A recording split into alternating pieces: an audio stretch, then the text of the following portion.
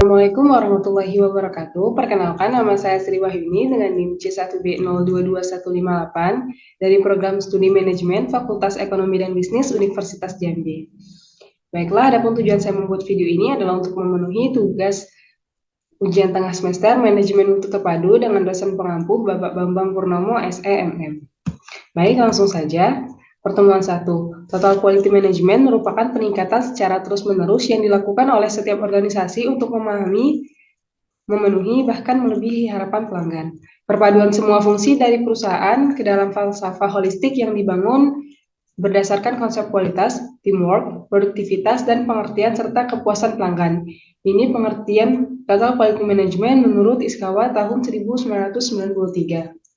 Unsur utama dalam Total Quality Management yaitu fokus pada pelanggan, obsesi terhadap kualitas, pendekatan ilmiah, komitmen jangka panjang, kerjasama tim, perbaikan sistem secara berkesinambungan, pendidikan dan pelatihan, kebebasan yang terkendali, kesatuan tujuan, dan adanya keterlibatan dan pemberdayaan karyawan. Selanjutnya, persyaratan implementasi Total Quality Management. Yang pertama, komitmen yang tinggi atau dukungan penuh dari manajemen puncak. Yang kedua, mengalokasikan waktu secara penuh untuk menerapkan program Total Quality Management. Yang ketiga, menyiapkan dana dan mempersiapkan sumber daya manusia yang berkualitas. Lalu, memilih koordinator atau fasilitator program Total Quality Management. Melakukan benchmarking pada perusahaan lain yang menerapkan Total Quality Management, merumuskan nilai, visi, dan misi. Mempersiapkan mental untuk menghadapi berbagai bentuk hambatan. Yang terakhir, merencanakan mutasi program Total Quality Management. Pertemuan 2, kualitas dan manajemen kualitas. Keunggulan kompetitif inilah yang membuat pelanggan memilih bisnis Anda dibandingkan bisnis lain. Dengan memahami dan memproduksikan keunggulan kompetitif, perusahaan dapat memenangkan pangsa pasar yang lebih besar. Penerapan Total Quality Management akan meningkatkan competitive advantage. Pengaruh kualitas terdiri dari reputasi perusahaan, keandalan produk, dan keterlibatan global. Kualitas memberikan pengaruh pada organisasi secara keseluruhan, mulai dari pemasok hingga pelanggan, dan dari desain produk hingga pemeliharaan.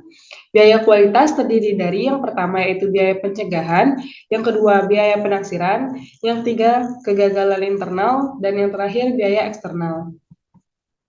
Selanjutnya, kualitas, kemampuan suatu produk atau jasa dalam memenuhi kebutuhan pelanggan. Pada keuntungan penjual terdiri dari perbaikan respon, harga yang lebih tinggi, serta perbaikan reputasi. Pada penurunan biaya ada peningkatan produktivitas, pengurangan biaya rework dan limbah, serta pengurangan biaya garansi. Ini akan meningkatkan keuntungan. Selanjutnya, pertemuan 3. Hubungan antara kualitas, kepuasan, dan kemampuan bersaing perusahaan. Beberapa definisi tentang kualitas. Yang pertama, kinerja sesuai standar yang diharapkan pelanggan. Yang kedua, memenuhi kebutuhan pelanggan pertama kali setiap saat. Yang ketiga, menyediakan produk dan layanan kepada pelanggan yang secara konsisten memenuhi kebutuhan dan harapan mereka.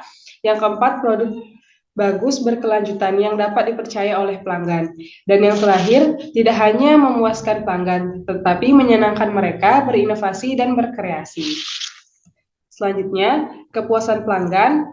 Menurut Paramitra tahun 2001 bahwa pelanggan adalah individu pembuatan keputusan yang menyebabkan seseorang harus terlibat atau tidak dalam pembelian suatu produk. Sedangkan menurut Coulter tahun 2002 menyatakan bahwa perasaan senang atau kecewa seseorang yang muncul setelah membandingkan antara persepsi atau kesannya terhadap kinerja atau hasil dari suatu produk dan harapan-harapan. Faktor yang mempengaruhi kepuasan pelanggan menurut Lupiadi tahun 2001. Kualitas produk, kualitas pelayanan, emosional, dan harga dan biaya. Selanjutnya, pertemuan 5. Alat-alat dalam penerapan Total Quality Management. Analisis SWOT adalah suatu alat analisis yang digunakan untuk menganalisa masalah-masalah dengan kerangka strength atau kekuatan, weakness atau kelemahan, opportunities atau peluang, dan threats ancaman. Selanjutnya, ranking preferensi alat. Ini merupakan suatu alat interpretasi yang dapat digunakan untuk memilih gagasan dan pemecahan masalah di antara beberapa alternatif. Selanjutnya, ada analisis tulang ikan atau fishbone. Merupakan alat analisis antara lain untuk mengkategorikan berbagai sebab potensial dari suatu masalah ke masalah dan menganalisis apa yang sesungguhnya terjadi. Selanjutnya ada penilaian kritis, adalah alat bantu analisis yang dapat digunakan untuk memeriksa setiap proses manufaktur, perakitan, atau jasa. Selanjutnya, benchmarking adalah proses pengumpulan dan analisa data dari organisasi kita dapat dibandingkan dengan keadaan di dalam organisasi lain. Yang terakhir, diagram analisa medan daya atau bidang kekuatan merupakan suatu alat yang dapat digunakan antara lain untuk mengidentifikasi berbagai kendala dalam suatu sasaran dan mengidentifikasi berbagai sebab yang mungkin serta pemecahannya dari suatu masalah atau peluang. Selanjutnya, pertemuan 6. Pelayanan adalah tindakan atau perbuatan seseorang atau organisasi untuk memberikan kepuasan kepada pelanggan atau nasabah. Pelayanan adalah sebuah produk yang ditawarkan dan disampaikan kepada pelanggan yang membutuhkan. Pentingnya pelayanan yaitu pelanggan adalah raja, kesempatan pertama. Pengalaman pertama ini biasanya sangat berpengaruh bagi keputusan seseorang untuk mau atau tidak mau datang lagi kembali membeli produk kita. Pemberian kesan dan pengalaman pertama ini penting dan diperhatikan. Dimensi-dimensi kualitas pelayanan yaitu tampilan, keandalan, tanggapan, keyakinan, dan empati. Selanjutnya, hal-hal yang perlu diperhatikan oleh segenap karyawan, yaitu yang pertama, selalu ingin membantu setiap keinginan dan kebutuhan pelanggan sampai tuntas. Yang kedua, selalu memberikan perhatian terhadap permasalahan yang dihadapi pelanggan. Yang ketiga, sopan dan ramah dalam melayani pelanggan tanpa melakukan diskriminasi dalam bentuk apapun. Yang keempat, memiliki rasa toleransi yang tinggi dalam menghadapi setiap tindakan para pelanggan. Yang kelima, menjaga perasaan pelanggan agar tetap merasa tenang, nyaman, dan menimbulkan kepercayaan. Yang terakhir, dapat menahan emosi dari setiap kasus yang dihadapi, terutama dalam melayani pelanggan yang berperilaku kurang baik. Pertemuan 7, biaya kualitas dan produktivitas. Secara operasional, produk atau jasa yang berkualitas adalah yang memenuhi atau melebihi harapan pelanggan. Dengan kata lain, kualitas merupakan kepuasan pelanggan. Biaya kualitas merupakan biaya-biaya yang disediakan untuk melakukan kegiatan yang berhubungan dengan kualitas produk, seperti kemungkinan produk yang kualitasnya buruk. 4 kategori biaya kualitas. Yang pertama, biaya pencegahan. Yang kedua, biaya penilaian. Yang ketiga, biaya kegagalan internal. Dan yang keempat, biaya kegagalan eksternal.